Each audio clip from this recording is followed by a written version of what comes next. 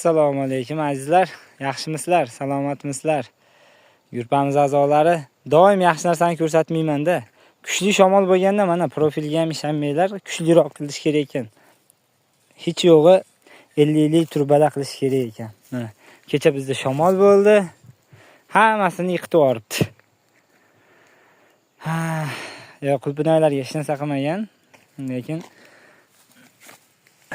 qulpinoylarimiz yaxshi holatda turibdi-yu, pishyapti ham. Faqat setkamizni yiqitib yuborgan azizlar. Mana yangi gullar chiqarib, Allohga shukr, alhamdulillah. Mana yangi gullar, mana shodalar. Bitta joyda ko'rsatmay. Mana yana. Azizlar. Bunni mana, bunisi. Yangi gullar chiqarib kelyapti. Yangi uncha. Mana. Shu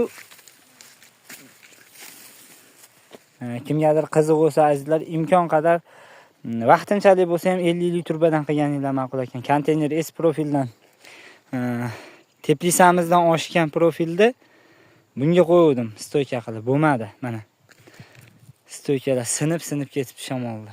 Azizlar, maslahat bermayman. Qilmanglar. Vaqtinglar ketadi, pulinglar ketmaydi, to'g'ri. O'zingizda material tayyor bo'lgan bo'lsa to'g'rilasa bo'ladi, lekin vaqtinglar ketib qolar ekan azizlar. Bundan qilmanglar. Tayoqdan qilganimiz ham yaxshi, undan ko'ra misol terakdan. 2 qarishli teraklarni qoqib kattaroq, yo'g'onrog'idan. Bo'lmaydi ekan. Vaqtingiz ketib qolar ekan bekardan. Mana hozir hammasi yotib qoldi.